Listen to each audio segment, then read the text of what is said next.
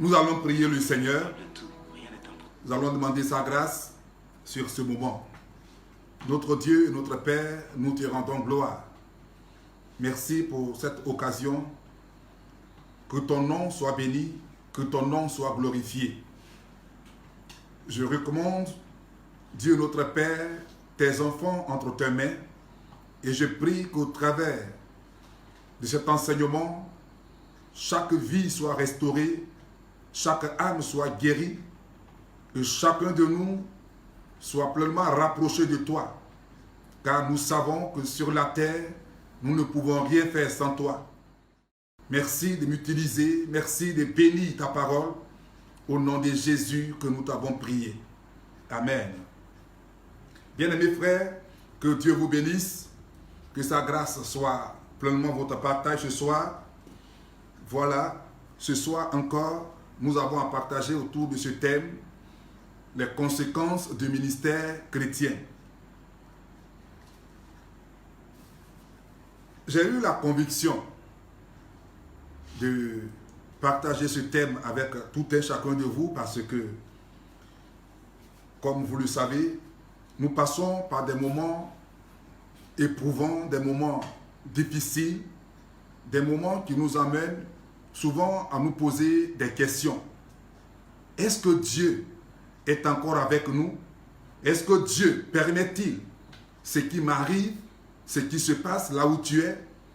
Est-ce que Dieu permet-il ce qui se passe dans son Église, dans le ministère? Des questions se posent par chacun de nous et Dieu m'a convaincu de partager alors ce thème et que chacun de nous soit éclairé à la lumière de la Sainte Parole. Et donc, bien-aimés, avant de commencer, je voudrais d'abord bénir le Seigneur parce qu'il nous a donné d'être là ce soir et par la suite porter vraiment ma consolation, mes condoléances à la famille de notre frère, de notre bien-aimé qui a été rappelé à Dieu de manière brutale, violente, et cela ne laisse pas tout enfant de Dieu vraiment insensible.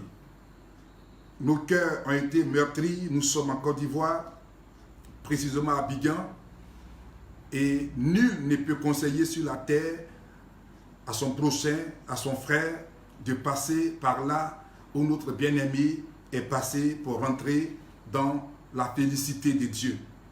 Que le Seigneur soutienne cette famille qui a été visitée de cette manière, que Dieu, notre Seigneur Jésus, essuie les larmes de cet orphelin et de cette mère, de ses frères, de ses sœurs et de l'Église. Nous sommes de cœur avec vous et il était pour moi important, avant toute chose, de donner vraiment mon point de vue en disant que l'Église est combattue, nous sommes combattus. Frère, ta foi est mise à l'épreuve, ton ministère est mis à l'épreuve, mais que l'Éternel Dieu te console, que l'Éternel Dieu essuie tes larmes, que l'Éternel Dieu te donne de toujours continuer dans cette marche. Nous sommes toujours à l'écoute pour que notre frère soit aussi enterré dignement. Que Dieu vraiment soit béni et qu'il nous aide à continuer le ministère avec toutes ces réalités, avec toutes ces épreuves. Bien-aimés frères, c'est partant de ce combat que l'Église sur la terre des vivants, l'Église ici en Côte d'Ivoire, l'Église à Abidjan a traversé. C'est que l'Église est en train de vivre. Et je me suis dit, mais à quoi nous sommes appelés dans le ministère? Qu'est-ce qui nous attend dans le ministère? Devrions-nous ensemble vivre ces réalités? Devrions-nous abandonner? J'ai dit non, bien-aimés frères. J'ai dit non. J'ai dit non. Parce que la lumière de la Bible, d'abord, je me suis ramené à savoir ce que c'est une conséquence. Et là, je comprends rapidement que la conséquence, c'est le résultat logique d'une action. La conséquence, c'est le résultat logique d'une action, ou encore, c'est la conclusion qu'on tire d'un fait ou de quelque chose que ce soit. Elle peut être, voyez, négative, cette conséquence, ou comme alors positive. Mais Dieu veut pour nous les chrétiens que la conséquence de sa vocation à laquelle nous sommes appelés nous amène alors à être stable et à ne pas vaciller. Quelle que soit la conséquence, qu'on soit alors stable, qu'on soit fort. Alléluia, qu'on soit fort. C'est un combat véritable. Le chrétien, il est en guerre. Il est, voyez, confronté à des réalités dans ce monde de telle enseigne que nous n'avons pas à baisser les bras. Nous n'avons pas à dormir. Nous avons à être éveillés et nous avons à porter notre cœur sur le ministère, sur ce à quoi Jésus nous a appelés. Alléluia. Et donc, cette conséquence dont je donne la définition, j'ai dit, Dieu veut que pour nous, les chrétiens, la conséquence de notre vocation, de l'appel, la conséquence de ton ministère, ne t'amène pas à vaciller, ne t'amène pas à cantonner. Quoi qu'il va arriver, comprends que c'est une conséquence, mais Dieu, dans son amour, dans sa miséricorde, nous a aussi révélé ce qui devrait se passer dans ce temps où nous sommes. C'est cela. Alléluia. Et donc, un chrétien, qu'est-ce que Dieu dit? Pour ce à quoi il est en train de marcher, pour ce à quoi il est appelé. Qu'est-ce que la Bible révèle? D'abord, avant même de prendre le thème de base, j'aimerais qu'on lise un peu ce passage de 1 Corinthiens chapitre 16, avant qu'on le rentre dans le thème de base. 1 Corinthiens chapitre 16, le verset 58. Le verset 58. La Bible dit, « Ainsi, mes frères bien-aimés, soyez fermes, inébranlables, travaillant de mieux en mieux à l'œuvre du Seigneur, sachant que votre travail ne sera pas vain dans le Seigneur. » Il dit, mes frères bien-aimés, soyez fermes et inébranlables, travaillant de mieux en mieux à l'œuvre du Seigneur. Si nous avons de telles révélations, et pour ce qu'on est en train de faire pour Dieu, qu'il y a un résultat, nous n'avons pas à faiblir. Nous n'avons pas à démissionner. Nous n'avons pas à abandonner. Mais nous avons à prendre courage et à démontrer une fermeté, une résistance. Et à toujours continuer d'avancer. Et je crois bien que pour l'Église que nous sommes, pour l'Église que nous sommes sur la terre, précisément ici en Côte d'Ivoire, et là où tu te trouves, pour tout ce qui peut arriver à ta vie, tu n'as pas à vaciller, tu n'as pas à paniquer, mais au contraire à te ressaisir. À te ressaisir.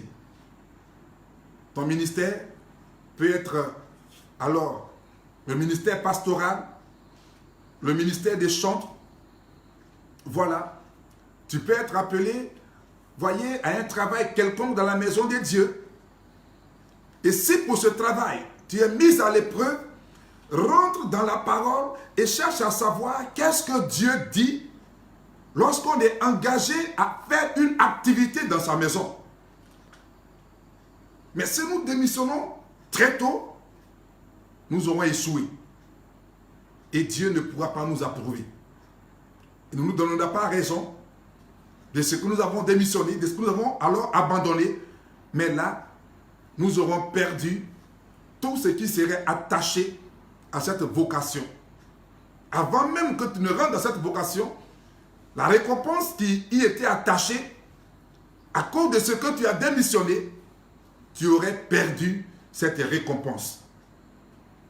Frères et sœurs, bien-aimés, prenons notre test de base. Si nous pouvons comprendre que maintenant, nous serons inébranlables, nous serons fermes, comme la Bible le dit, prenons alors, je dirais, notre Bible et nous allons voir par la suite. Donc le texte tout à l'heure que nous venons de lire, c'est 1 Corinthiens chapitre 15, le verset 58. 1 Corinthiens chapitre 15, verset 58. Voilà. Qu'est-ce qui est écrit dans le texte de base? Dans Matthieu chapitre 10, le verset 16 au verset 24. Il est écrit, Matthieu chapitre 16 et Matthieu chapitre 10, verset 16. Voici, je vous envoie comme des brebis au milieu des loups. Soyez donc prudents comme les serpents et simples comme les colombes. Verset 16 de Matthieu chapitre 10. Voici, je vous envoie comme des brebis au milieu des loups. Soyez donc prudents comme les serpents et simples comme les colombes. Verset 17. Mettez-vous en garde contre les hommes, car ils vous livreront aux tribunaux et ils vous battront des verges dans leurs synagogues. Verset 18. Vous serez menés à cause de moi devant des gouverneurs et devant des rois pour servir de témoignage à eux et aux païens. Alléluia. Quand nous poursuivons alors ce texte de base, nous voyons au verset 21 que le frère livrera son frère à la mort et le père son enfant. Les enfants se soulèveront contre leurs parents et les feront mourir. Vous serez haïs de tous à cause de mon nom, mais celui qui persévérera jusqu'à la fin sera sauvé. Celui qui persévérera jusqu'à la fin sera sauvé. Alléluia. Il dit au verset 24, le disciple n'est pas plus que le maître, ni le serviteur plus que son Seigneur. Il suffit au disciple d'être traité comme son maître et au serviteur comme son Seigneur. S'ils ont appelé le maître de la maison Belzébul, à combien plus forte raison appelleront-ils ainsi les gens de sa maison? Parole du Seigneur. Amen. Et ce texte, il est tiré de l'évangile de Matthieu, le chapitre 10, du verset 16 au verset 24. Amen. Et donc, bien-aimés frères, voici ce que révèle le texte de base. Les conséquences du ministère chrétien. Qu'est-ce que Dieu a dit avant qu'il ne nous appelle au ministère? Qu'est-ce que Dieu révèle à celui qu'il appelle à le servir, à marcher pour lui? Je crois savoir que pour tous ceux qui travaillent à la fonction publique, pour tous ceux qui travaillent dans des entreprises privées, qui ont un business quelconque, frère,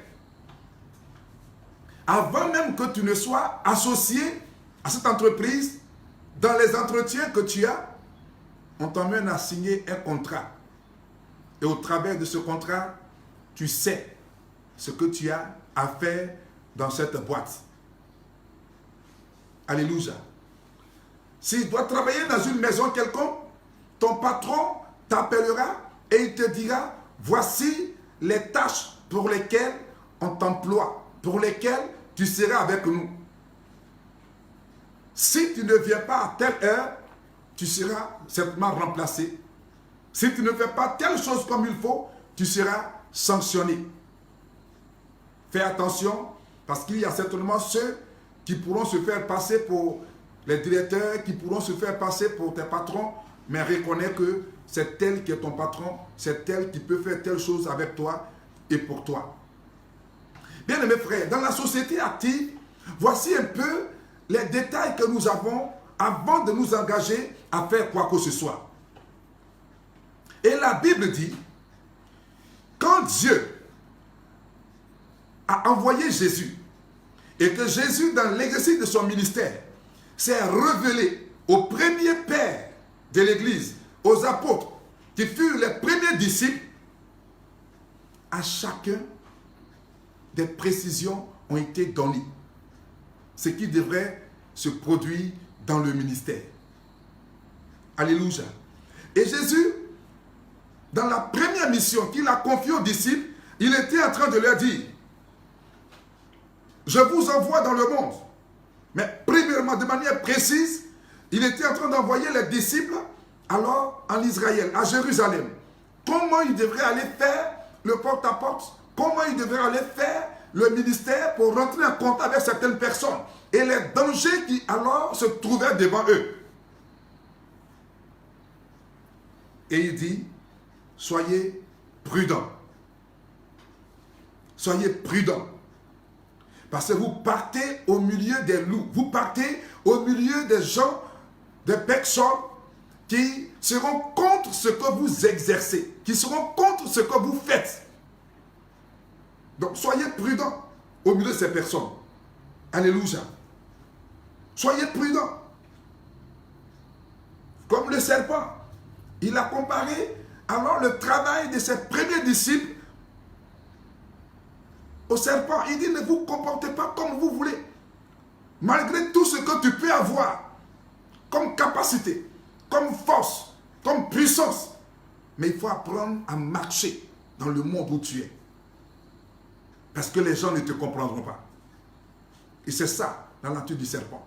Le serpent a en lui le venin mortel. Mais le serpent ne marche pas dans la brousse en sautant de branche en branche. Le serpent ne rampe pas dans la brousse, voyez, en sifflant. Le serpent rampe comme si il était aussi vulnérable que nous le croyons. Alléluia. Et Jésus dit, soyez prudents. Soyez prudents et soyez simples. Il dit, mettez-vous en garde. Si le chrétien d'aujourd'hui n'a pas cette révélation, n'a pas cette connaissance bien-aimée, il peut facilement démissionner de son ministère. Il peut démissionner alors dans sa foi chrétienne. Je dis non. L'heure n'est pas à la démission. L'heure n'est pas à alors abandonner notre foi. L'heure n'est pas à rétrograder. L'heure n'est pas à alors prendre des décisions qui nous emmènent loin de ce à quoi Dieu nous a appelés. Celui-là qui se dit qu'il est chrétien, qu'il est enfant de Dieu, qu'il comprenne ce à quoi son ministère est appelé. Ce à quoi son ministère est appelé. Et j'ai pu comprendre pour ce qui arrive à l'église ces dernières heures qu'effectivement, nous sommes appelés à la mort. Il va arriver un temps où chacun de nous ne sera pas sur la terre. Il va arriver un temps où chacun de nous ne sera pas sur la terre. Mais est-ce pour autant de dire que notre foi va s'arrêter, notre relation avec Dieu va s'arrêter? Je dis non, Église. Je dis non, bien-aimé, là où tu es. Je dis non, frère. Je dis non, sœur, là où tu es. Tu ne dois pas démissionner, tu ne dois pas arrêter. Tu ne dois pas abandonner. Alléluia. Tu ne dois pas abandonner. Cela fait partie. Il devrait arriver un temps où ta vie devrait s'arrêter. Tôt ou tard. Peu importe les moyens qui seront utilisés pour que ta vie s'arrête, ta vie devrait s'arrêter. Et Dieu nous l'a dit. Alléluia. Il dit, la Bible dit, le frère livrera son frère à la mort et le père son enfant. Les enfants se soulèveront contre leurs parents et les feront mourir. Un combat est déclenché dans ce monde où nous sommes à cause de ce que nous portons une révélation. Et si cela paraît à nos yeux, nous n'avons pas à nous arrêter, nous n'avons pas à démissionner. Quand Jésus a envoyé les disciples, il leur a donné ses précisions. Ça, c'était déjà le premier pas du ministère. Mais après sa mort, sa résurrection, quand il a apparu aux disciples, il leur a dit, allez dans tout le monde entier. Mais aller dans le monde entier, il y a encore des conséquences qui sont attachées à ce ministère. Allez dans le monde entier, enseigner ma parole, baptiser les gens. Mais pendant que tu as de prêcher l'évangile qui t'a été confié par Jésus, il y a des gens qui vont décrier ton ministère, ils vont décrier alors ta manière de faire. Il y a ceux qui peuvent te lapider, il y a ceux qui peuvent même dire que tu n'es pas de Dieu. Il y a ceux qui peuvent te conduire devant les tribunaux. Voici ce à quoi le ministère que nous exerçons est appelé.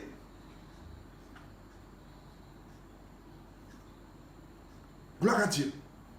Et la Bible dit, l'apôtre Paul, quand il a lui-même dans l'exercice du ministère commencé à parler de comment Dieu s'est révélé à lui, si tu n'as pas la connaissance de l'évangile, de la parole de Dieu, tu ne veux pas comprendre pourquoi Paul est en train de vivre ce qu'il vit. Tu ne veux pas comprendre. La Bible dit quoi?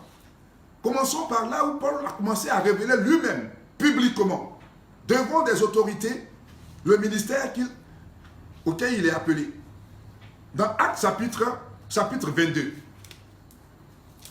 Actes chapitre 22. D'abord, commençons par le chapitre 26. Et on va descendre au fur et à mesure pour revenir au jour de sa conversion. Actes chapitre 26. Quand tu prends pour ce qui est écrit du verset 1 jusqu'au verset 18. Actes chapitre 26, du verset 1 au verset 18. Paul est en train alors de défendre son ministère. Il est en train de révéler comment il est parvenu au ministère et comment Dieu lui a confié ce ministère qu'il exerce. Je vais lire dans ces références que j'ai données seulement pour le verset 16 et le verset 18.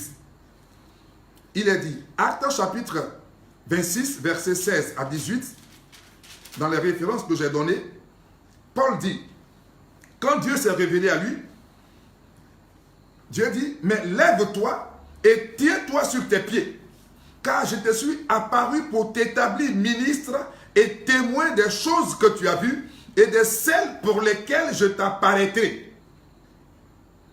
Je t'ai choisi du milieu de ce peuple et du milieu des païens vers qui je t'envoie.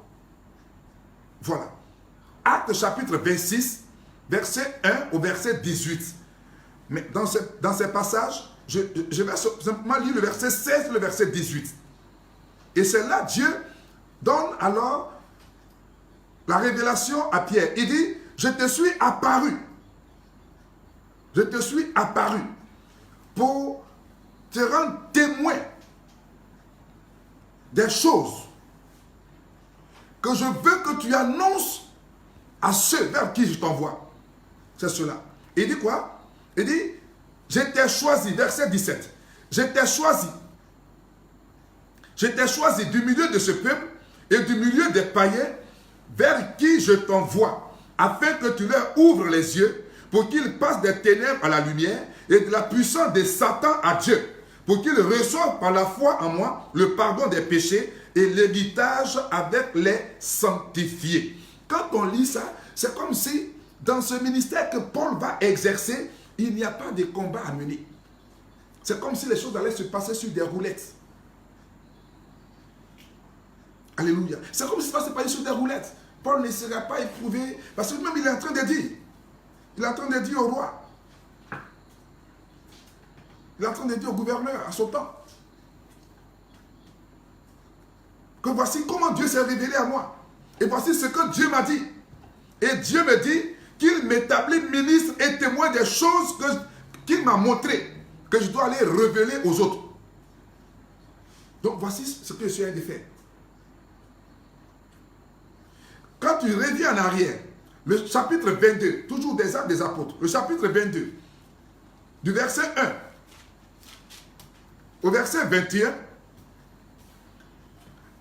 Paul, avant qu'il en arrive là, à Agrippa, il était toujours en train de développer comme si dans ce ministère qu'il exerce, il n'y a pas de souffrance, il n'y a pas ce que Dieu dit qu'il allait vivre comme épreuve, comme réalité, comme souffrance, comme difficulté. Acte chapitre 22, verset 1 au verset 21. Il dit, écoutez ce que j'ai maintenant à vous dire pour ma défense. Et ils se sont tus. Et ils ont commencé à l'écouter. Il dit, comme j'étais en chemin, verset 6, et que j'approchais de Damas, tout à coup, vers midi, une grande lumière venant du ciel resplendit autour de moi. Et j'ai tombé par terre et j'ai entendu une voix qui me disait, Saul, Saul, pourquoi me persécutes-tu? Verset 8, et je répondis, qui es-tu, Seigneur? Et il me dit, je suis Jésus de Nazareth que tu persécutes. Ceux qui étaient avec moi virent bien la lumière, mais ils n'entendirent pas la voix de celui qui parlait. Je répondis, qui es-tu, Seigneur? Et il me dit, je suis Jésus de Nazareth que tu persécutes. Je suis Jésus que tu persécutes. Alors je dis, que ferai-je, Seigneur? Et le Seigneur me dit, lève-toi, va à Damas, et là, on te dira ce que tu dois faire. Et quand tu lis la suite, il va, selon ses dires, au travers de ce passage, Paul dit, il a commencé effectivement à exercer le ministère. Il dit, Seigneur, ils savent eux-mêmes que je faisais mettre en prison et battre des verges dans les synagogues ceux qui croyaient en toi. Et que lorsqu'on répandait le sang d'Étienne, ton témoin, j'étais moi-même présent, joignant mon approbation à celle des autres et gardant les vêtements de ceux qui le faisaient mourir. Alors il me dit, va, je t'enverrai au loin vers les nations. Va, je t'enverrai au loin vers les nations. C'est comme si, vous voyez, il n'y avait pas de difficultés, il n'y avait pas de souffrances, il n'y avait pas de douleurs dans ce que Paul va vivre. Bien-aimés frères, mais la Bible dit, quand tu vas encore en arrière, dans Actes chapitre 9, je vais simplement prendre, puisqu'on a déjà vu les autres détails, le verset 10 au verset 16. Actes chapitre 9, verset 10 à 16. Quand Dieu lui a dit, va, on te dira ce que tu dois faire. Quand il est allé vers Ananias, quand Paul est allé vers Ananias, et effectivement, Ananias a été prévenu par Dieu pour arriver là où Paul se trouvait, qui était Saul de Tarse en son temps. La Bible dit, Ananias dit, Seigneur, ce que tu me confies est très difficile. Je ne peux pas aller vers cet homme dont tu me parles. Il dit, me voici, et le Seigneur lui dit, lève-toi, va dans la rue qu'on appelle la droite, verset 11, et cherche dans la maison de Judas un nommé Saul de Tarse, car il prie. Et il a vu en vision un homme du nom d'Ananias qui entrait et qui lui imposait les mains afin qu'il recouvrât la vue. Ananias répondit, verset 13, Seigneur, j'ai appris de plusieurs personnes tous les maux que cet homme a fait à tes saints dans Jérusalem. Et il a ici des pouvoirs de la part des principaux sacrificateurs pour lier tous ceux qui invoquent ton nom. Donc je ne peux pas aller vers cet homme. Bien-aimés frères, Ananias était en train de rentrer dans une relation avec Dieu où il veut amener Dieu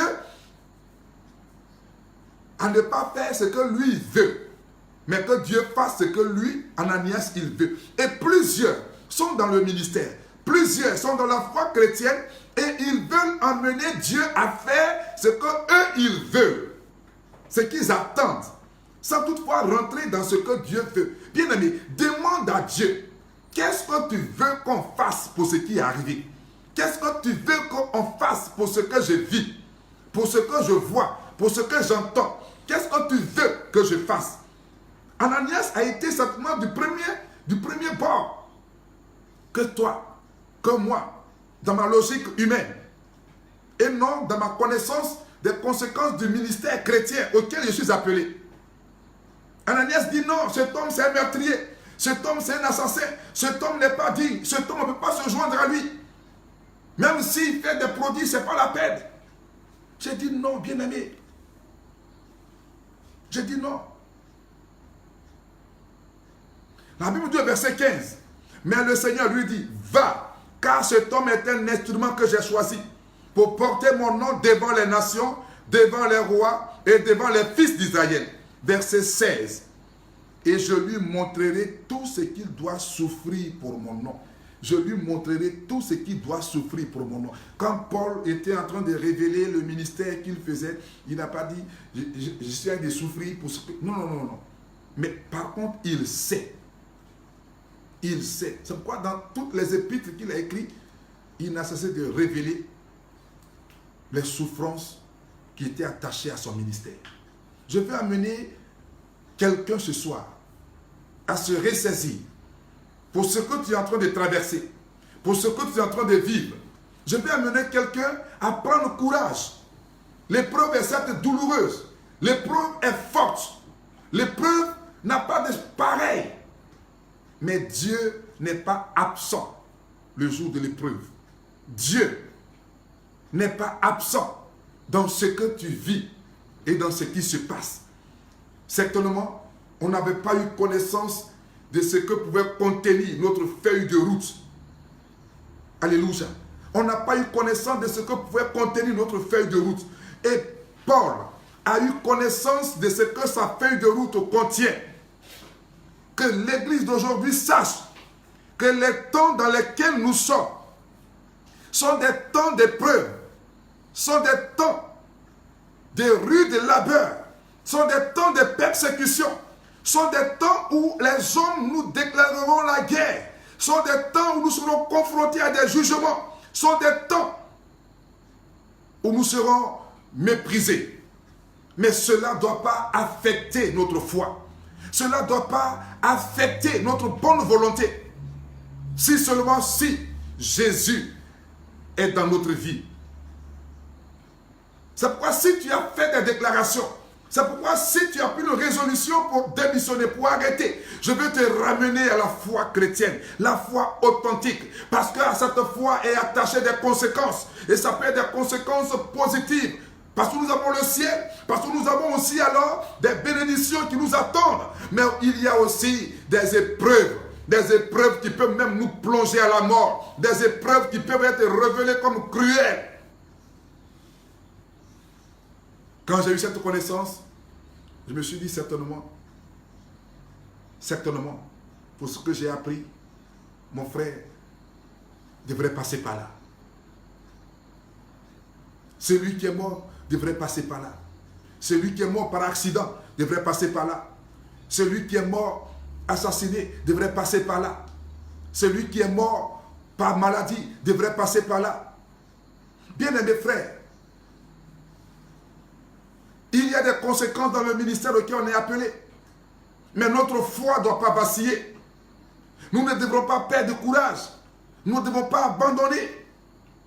Et en tant que leader, je veux amener à tous ceux qui me suivent, tous ceux qui ont eu foi en ce ministère auquel j'ai été appelé, que chacun prenne courage, que chacun renouvelle ses forces dans le Seigneur. Parce que ce Dieu que nous prions est celui qui renouvelle nos forces. Alléluia. Tu n'as pas à démissionner, tu n'as pas à abandonner, tu n'as pas à quitter ton assemblée. Tu n'as pas à quitter ton assemblée. Alléluia. Malheureusement, beaucoup ignorent ce que Dieu dit dans la Bible. Ce que Dieu dit dans la Bible. Or, ces choses sont déjà révélées, mais nous n'avons pas connaissance. Et devant les situations, nous faisons ressortir notre volonté et nous nous donnons des directions. C'est comme dans cette direction, on maîtrisait, on garantissait tout ce qui pouvait arriver. J'ai dit non. J'ai dit non. Bien-aimés frères, dans Actes chapitre 12, de verset 1 au verset 2, la Bible dit: vers le même temps, le roi Hérode se mit à maltraiter quelques membres de l'Église et il fit mourir par l'épée Jacques, frère de Jean. Il fit mourir par l'épée Jacques, le fils de Zébédée. La Bible dit qu'il a été décapité à Jérusalem. Il a été décapité à Jérusalem. Dans l'exercice du ministère de Jésus, c'était ces apôtres, c'était ces personnes qu'il a gagnées au ministère. C'était des frères. C'était des frères. Alléluia. Et c'est ce que la Bible est en train de révéler. C'est l'un des disciples dont la mort est révélée de manière biblique. Jacques a été décapité. Pourtant, c'est un père dans la foi. Il a marché avec Jésus, il a le témoignage de Jésus. Il a été décapité par le roi Hérode Agrippa. Alléluia. Le second Jacques que nous connaissons, parce que tous sont les disciples de Jésus, fils d'Alphée, il a été jeté du haut d'une falaise. Il a été jeté du haut d'une falaise. Et quand on prend l'histoire de la Bible, c'était sur cette hauteur que Jésus, après son moment de jeûne, il a été envoyé pour être tenté par le diable en lui disant: jette-toi en bas. Jette-toi en bas et tu seras accueilli par les anges. Et l'histoire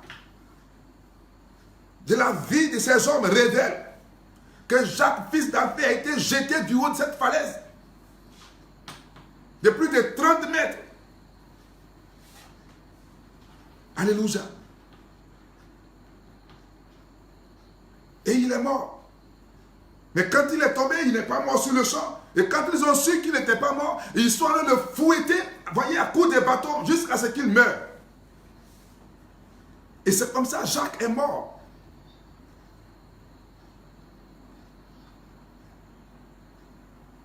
Gloire à Dieu. Et nous savons comment Jean le Baptiste a été tué. La Bible révèle que Jean le Baptiste a été égorgé, a été décapité. Celui qui a prêché le ministère de Jésus. Quand on prend Marc chapitre 6, du verset 22 au verset 29, nous comprenons par là que Jean le Baptiste, sa tête a été coupée. Je vais amener l'église de Dieu, je vais amener les enfants de Dieu pour ce qui peut nous arriver et pour ce qui nous arrive et pour ce qui nous est arrivé. Que nous soyons inébranlables, que nous soyons forts, qu'on ne perde pas courage, qu'on ne démissionne pas. Il y a des risques dans ce ministère. Il y a des risques dans cette foi chrétienne. La tête de Jean-Baptiste a été coupée. Personne ne s'est indigné. Et après, l'église est allée l'enterrer dignement. C'est grâce à la persévérance de ces hommes qu'aujourd'hui, l'évangile est en Côte d'Ivoire. L'évangile est là où tu te trouves.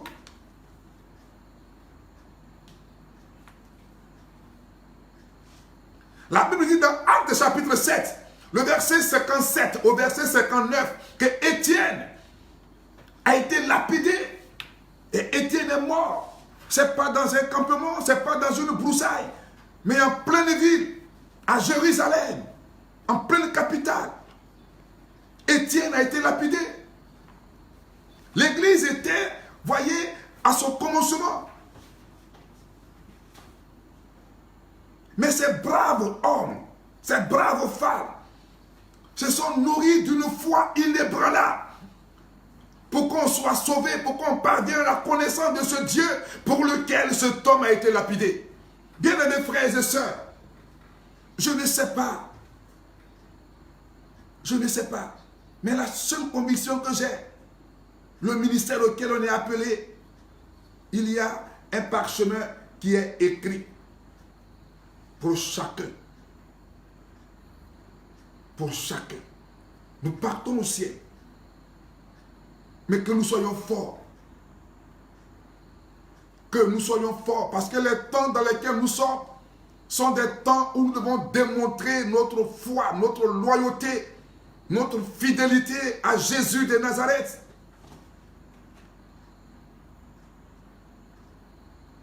Alléluia. Bien-aimés frères, je vais un peu révéler comment ces gens qui ont vu Jésus, qui ont marché avec Jésus, sont tombés. Mais l'évangile est arrivé à nous. La Bible dit que Barthélemy, disciple de Jésus, a été martyrisé en Arménie par flagellation. Ils l'ont battu. Et puis, il a été écorché. Il a été écorché. De toute façon, on écorche un mouton. Barthélemy a été écorché. Vif. Il a été écorché vif.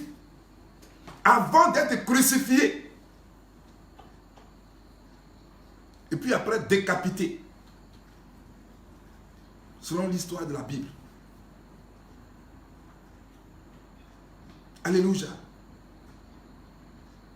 André dit la parole de Dieu. A été crucifié à X en Grèce. Les bras écartés, les pieds écartés. C'est comme ça. André a été crucifié. Il a été fouetté et il a été crucifié à X sous l'empereur Néron.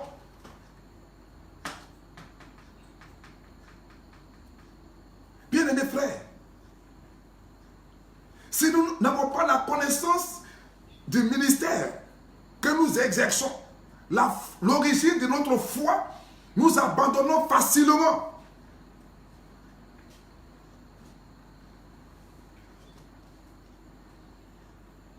L'apôtre Thomas, il a été transpercé par une lance en Inde, où il a formé, voyez, établi la première église. En Inde. C'est par lui que les chrétiens sont suscités en Inde.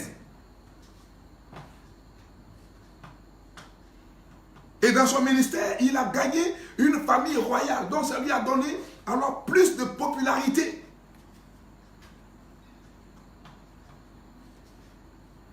Mais quand l'épreuve s'est soulevée contre lui, le combat s'est soulevé contre lui. Voyez, les écrits qui révèlent cette histoire déclarent que Thomas priait dans une grotte. Il était en train de prier dans une grotte. Et c'est là qu'il a été tué. En pleine prière, il a été tué.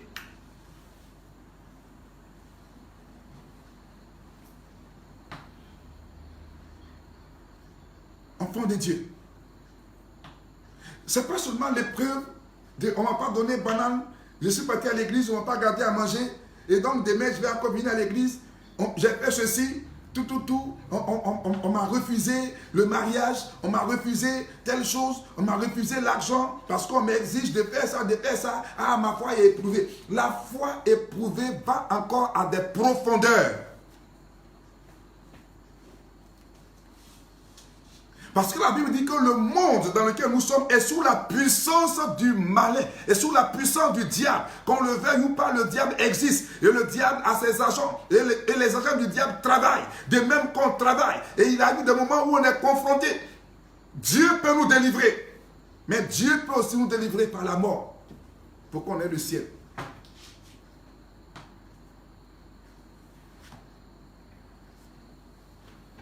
La Bible dit que Jude, qu'on appelle Thaddée, à demain venu, a été tué à coups de flèches.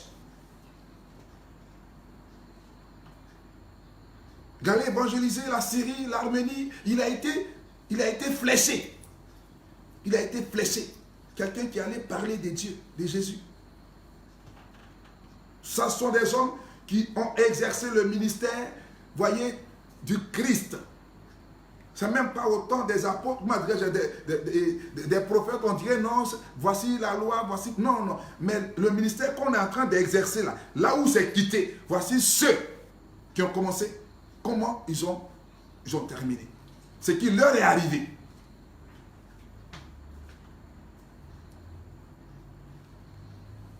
Alléluia. Bien-aimés frères, la Bible dit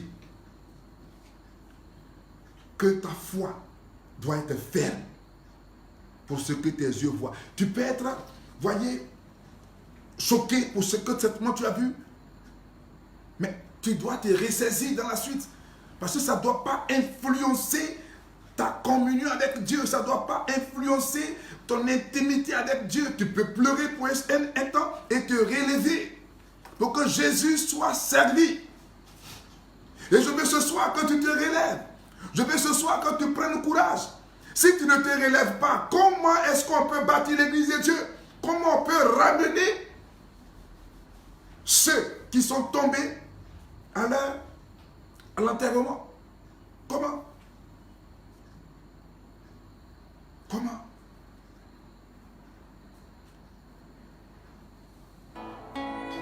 La Bible dit l'apôtre Pierre, le premier même que Dieu a suscité. Regarde un peu son histoire, l'apôtre Pierre, de son vrai nom Simon. Il s'appelait Simon. C'est Jésus qui l'a nommé Pierre. Et il est mort à Rome. Il est mort à Rome. Crucifié la tête en bas. Parce qu'il ne voulait pas qu'on le crucifie comme son maître. Il n'est même pas digne.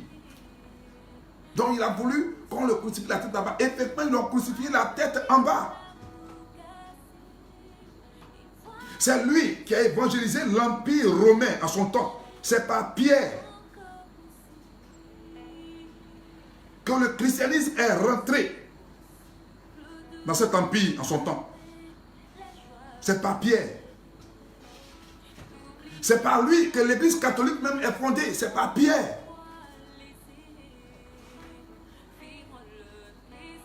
Il fut le premier responsable, c'est l'apôtre Pierre.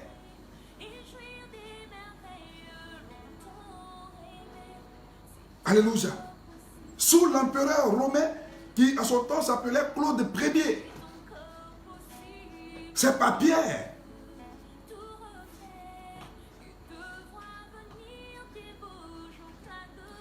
Et c'est après cet empereur que alors celui qui est venu a commencé à susciter une véritable persécution où ces chrétiens en son temps ont été démasqués et ils ont été persécutés, ils ont été tués. C'était au temps de cet empereur Néron tout à l'heure dont j'ai parlé. Une persécution impitoyable dans tout l'empire romain. Et c'est là qu'ils ont capturé Pierre. Pierre a été capturé et Pierre a été crucifié, comme je l'ai dit. Et c'est plus de 250 ans par là. De l'aide de notre Seigneur, la Bible dit que sous l'empereur Constantin Ier, alors que le Vatican, selon, voyez, toutes ses connaissances, a bâti la première église. sur la tombe de Pierre. Il voulait rentrer dans la conformité de la parole de Dieu. Parce que la Bible dit que Jésus, dans Actes chapitre 16, Jésus a dit à Pierre, après le verset 18 au verset 19, il dit, tu es Pierre, et sur cette pierre, je bâtirai mon église. Et les portes du séjour des morts ne prévaudront point contre cette église. Et je te donne les clés. Alléluia. Et donc, sous cet empereur Constantin, c'est là le christianisme de manière officielle s'est relevé et la basilique a été construite. On appelle la basilique Saint-Pierre du Vatican. Je ne sais pas encore le Vatican. Mais selon la théologie, selon ce qui est révélé, c'est là, sur la tombe de Pierre. Ils ont bâti alors la basilique du Vatican à Rome pour accomplir la parole que Jésus a prononcée sur Pierre. Et ils ont alors sculpté Saint-Pierre avec clé à main. Bien-aimés frères, je veux ce soir amener l'église de Dieu, les enfants de Dieu.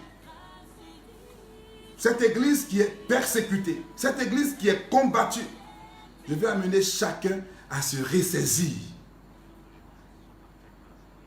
À se ressaisir. Nous avons pleuré, nous devons nous ressaisir, nous devons nous relever, afin que l'église de Dieu soit bâtie. On ne doit pas démissionner. On ne doit pas démissionner. Tous ces hommes, voici comment ils sont morts. L'apôtre Matthieu, c'était le péager, c'est lui qui est venu à Christ de manière, voyez, simple. Il a tout abandonné, il est venu à Jésus. Il allait évangéliser l'Éthiopie. Et il a été exécuté par épée. Ils ont pris une épée. Ils ont tué cet homme.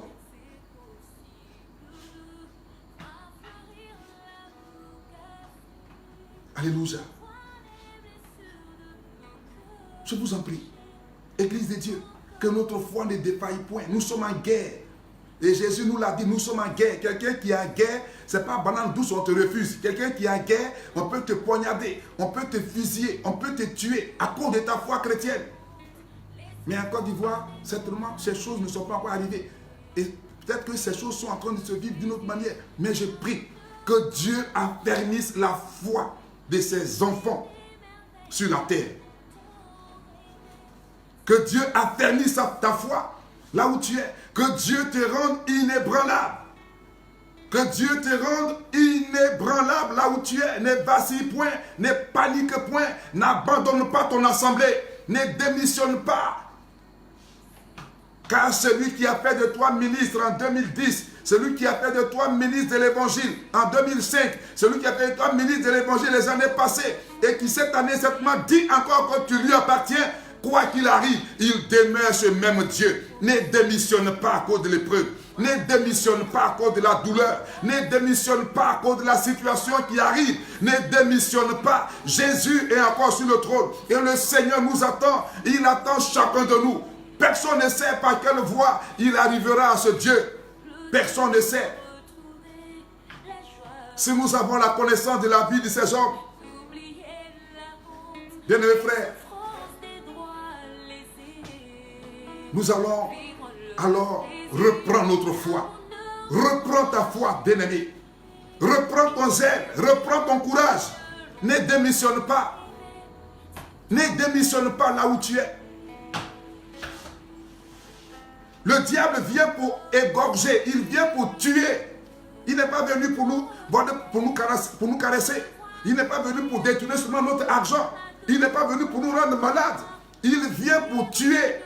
Et c'est ce que l'Église est en train de vivre. Donc que l'Église se réveille et qu'on laisse les accusations, on laisse les discussions inutiles, on laisse le commérage. Quelque chose peut arriver. Certains se trouvent tel endroit, il n'a pas la version, il va la transmettre à X d'une autre manière. Et beaucoup sont en train de faiblir. Beaucoup sont en train de se détourner de l'objectif. Et Satan prend le terrain. Nous sommes en train d'aller à des temps fâcheux de tous les pays. Si tu n'es pas réveillé, Dieu dit, l'heure n'est plus au sommeil, c'est l'heure de se réveiller. Si tu n'es pas réveillé, tu risques même de ne pas aller toi-même acheter ton propre pain. Que l'église se réveille. Alléluia.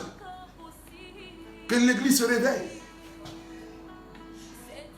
Que l'église se réveille. Dans nos maisons, réveillons-nous. Dans nos bureaux, réveillons-nous. Dans les voitures, réveillons-nous. Portons l'évangile plus haut. Accablons les puissants des ténèbres. Quoi qu'ils porteront contre l'église, réveillons-nous. Portons l'évangile plus haut. Combattons les œuvres du diable. La Bible dit, on n'a pas à pactiser avec le diable. On n'a pas à se laisser effrayer par le diable. Il nous a prévenus, nous serons livrés aux tribunaux.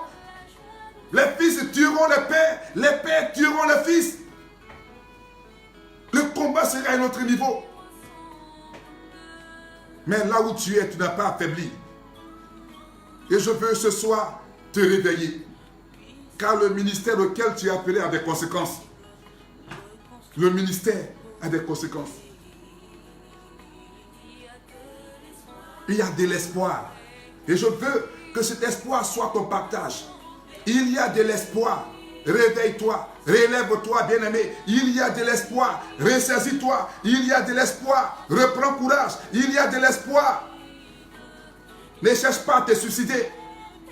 Ne cherche pas à te suicider. Il y a de l'espoir. Relève-toi.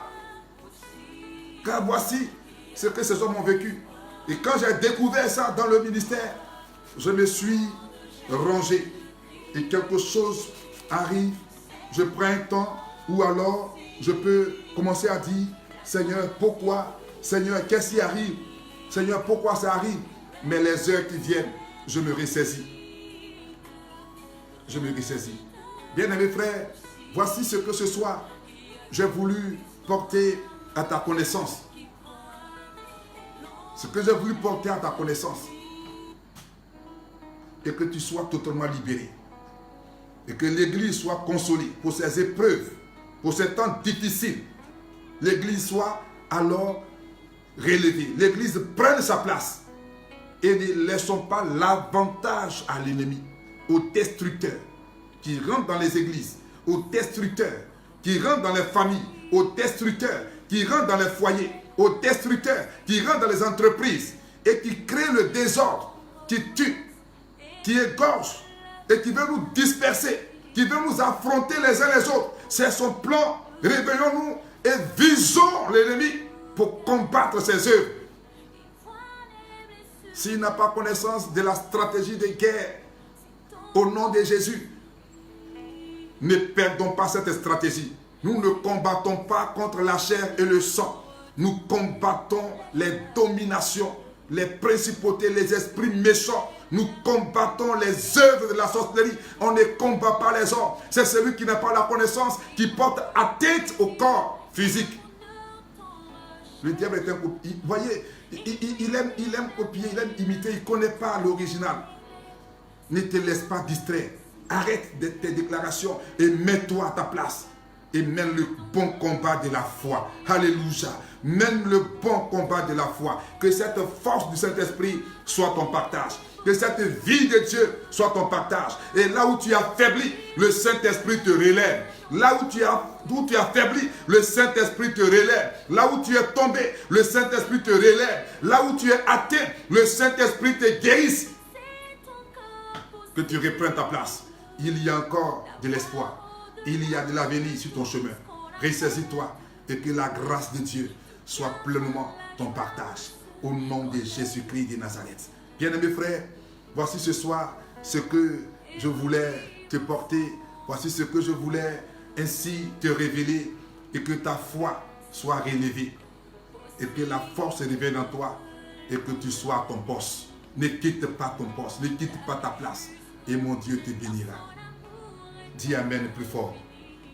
Merci Adonai d'exaucer ma prière et de rétablir l'ordre dans l'église, de rétablir l'ordre dans le quartier de ton fils et de ta fille, de rétablir l'ordre dans l'entreprise de ton fils et de ta fille.